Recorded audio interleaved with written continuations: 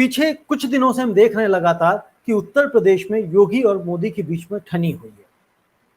ये ठनी क्यों? सबसे बड़ा सवाल यही आता है क्योंकि जनता ने परसेप्शन बनाया, जनता ने बनाया या किसी ने बनवाया कि योगी के बाद मोदी, ये परसेप्शन चल चुका था। यानी कि काफी लंबे समय तक सत्ता अब भारतीय जनता पार्टी की रहनी है और उसमें भी नाम आ रहा था मोदी के बाद योगी। तो जब मोदी के बाद योगी, तो कहीं ना कहीं योगी जी ने भी अपने आप को अगला प्रधानमंत्री मोदी के बाद देखना शुरू कर दिया था। और मुझे लगता है या और जानकारों को यही लगता है कि कहीं ना कहीं ये बात नरेंद्र मोदी को खटकी, क्योंकि वो अपने सामने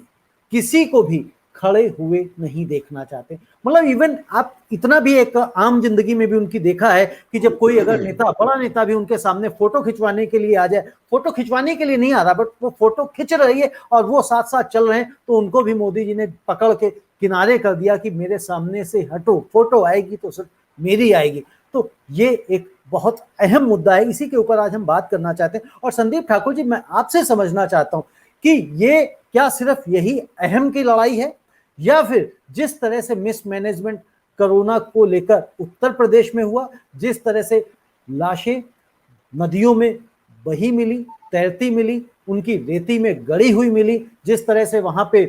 संसाधन नहीं जुटा पाए योगी सरकार, उसके कारण है, उसकी नाराजगी है कि कहीं उन्हें लगता है कि आने वाले समय में एक तो किसान आंदोलन की वजह से उत्तर प्रदेश की सत्ता खतरे में पड़ रही है, प्लस साथ के साथ कोरोना की वजह से भी उसके वोट बैंक घट सकते हैं, प्लस तीसरा जो वहां पे बेरोजगार तबका है, शिक्षित बेरोजगार तबका, वो भी बहुत ज्यादा प्रोटेस्ट कर रहा है। तो उन कारणों को देखते हुए नरेंद्र मोदी योगी से नाराज हैं या वाकई में यही एक अहम की बात है कि मोदी योगी को आगे आता हुआ नहीं देखना चाहते हैं, योगी का कद बड़ा होता हुआ नहीं देखना चाहते हैं कि वो उनके समकक्ष आ सके। रविंद्र जी, आप जितने कारण आपने गिनाए ये अपनी जगह ठीक है, लेकिन योगी और मोदी का जो मनमुटाव है, ये मतभेद है, वो कोई नया नहीं है, ये बहुत पुराना है। आप याद कीजिए, जब उत्तर प्रदेश के इलेक्शन हुए थे और उसमें बीजेपी जो है वो भारी बहुमत से जीती थी, तो उस वक्त योगी जी मुख्यमंत्री के तौर पे कहीं नहीं थे पिक्चर में। मुख्यमंत्री बनाने की तैयारी मनोज सिन्हा को की गई थी और मोदी जी के आदेश पे मनोज सिन्हा वहां पहुंच भी गए थे और बनारस के मंदिर में उनका पूजा पाठ कर रहे थे, और ये था कि अब यहां से पूजा पाठ करके निकलेंगे और मुख्यमंत्री की शपथ लेंगे। लेकिन इस बीच में योगी जी ने अपने बलबूते पर कुछ ऐसा ड्रामा किया और मैसेज ये दिया कि मुख्यमंत्री बनूंगा तो मैं ही बनूंगा, नहीं तो उत्तर प्रदेश में आग लग जाएगी। इसको लेके आरएसएस बहुत बेचैन हुआ और फिर बीच बचाव करके योगी जी को मुख्यमंत्री बनाया गया। और जब योगी जी पावर में आ गए तो योगी जी को यह पता था कि मीडिया जो है, उनका जो परसेप्शन है वो एक कट्टर हिंदूवादी नेता के रूप में बना चुका है, और हिंदुत्व जिसकी राजनीति बीजेपी कर रही है 2014 से, हिंदुत्व का नेता जो है योगी जी को ये अच्छी तरह पता था कि हिंदुत्व को लेकर ही मैं आगे बढ़ सकता हूं। आज सीएम तो कल पीएम, कोई बहुत बड़ी बात नहीं है। एम्बिशन रखना कोई बुरी बात नहीं है, हर आदमी का एम्बिशन होता है, रखना भी चाहिए। तो ये तमाम चीजें जब योगी जी वहां के मुख्यमंत्री बन गए और सत्ता उनके हाथ में आ गई, तो उन्होंने उत्तर प्रदेश फिर अपने तरीके से चलाया। और राजनीति में जो चीज दिखता है वो होता नहीं, और जो होता है वो दिखता नहीं। अब चूंकि उत्तर प्रदेश के चुनाव को 5-6 महीने रह गए,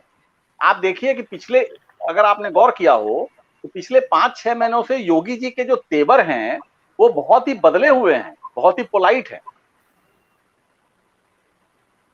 वो इसलिए हैं कि एक जो उनकी हिंदुत्व के नेता के रूप में तो जो छवि थी वो तो जो बननी थी वो तो बन गई, अब ये था कि योगी जी बहुत ज्यादा उत्तर प्रदेश में कुछ ऐसा नहीं करना चाहते थे कि वो जनाक्रोश उनके खिलाफ हो जाए। वो चाहते थे कि जो छवि मेरी बनी है कट्टर हिंदू नेता की, वही बनी रहे और उसको लेके मैं आगे बढ़ूं। और ऐसा नहीं था कि इधर जो शीर्ष नेतृत्व है बीजेपी का, जिसमें अमित शाह और नरेंद्र मोदी, जेपी नड्डा, ये जो लोग हैं,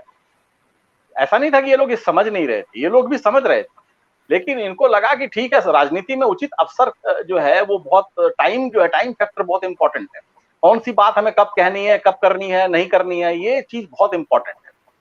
तो ये अपना चुपचाप रहे, ठीक है, हिंदुत्व की राजनीति बीजेपी कर रही है और हिंदुत्व का एक चेहरा योगी जी है, तो योगी जी जो कर रहे हैं, इसलिए आप देखिए उन्होंने सबसे पहले वो बने सीएम तो सबसे पहले क्या किया, लव जिहाद। एक उन्होंने जो है वो अपनी जो उनकी सेना है उसको उन्होंने कहा कि भाई जो भी आदमी प्यार मोहब्बत करता हुआ पार्क में इधर उधर मिले उसको, उसके खिलाफ जो है आप कार्रवाई करो। और उसमें मारपीट आप जो हुई तमाम चीजें, गोमूत्र, गो हत्या, तो ये तमाम चीजें जो हैं ये कट्टर हिंदुत्व की जो छवि थी योगी जी को, उसको मजबूत किया उन्होंने। और आज योगी जी को पता है, इस बात का अच्छी तरह उनको पता है कि बिना मेरे बीजेपी उत्तर प्रदेश में चुनाव नहीं लड़ सकती। और इसी चीज का फायदा योगी जी उठा रहे हैं और आरएसएस और बीजेपी और सरकार तीनों मिलके एक बीच बचाव का रास्ता तलाशने में लगी है कि आखिर उत्तर प्रदेश के चुनाव में क्या योगी जी के चेहरे को लेकर चुनाव लड़ा जाए या कोई नया चेहरा लाया जाए या क्या लाया जाए, कैसे किया जाए। ये स्ट्रेटजी जो है इसको प्लान करने के लिए कम से कम मेरी सूचना के हिसाब से 5 बैठकें हो चुकी हैं